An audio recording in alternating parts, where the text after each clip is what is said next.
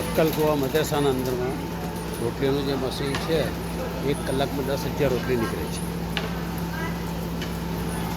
આ એનો આખો વિડીયો કરેલો હતો એ તમે આ જોઈ શકો છો.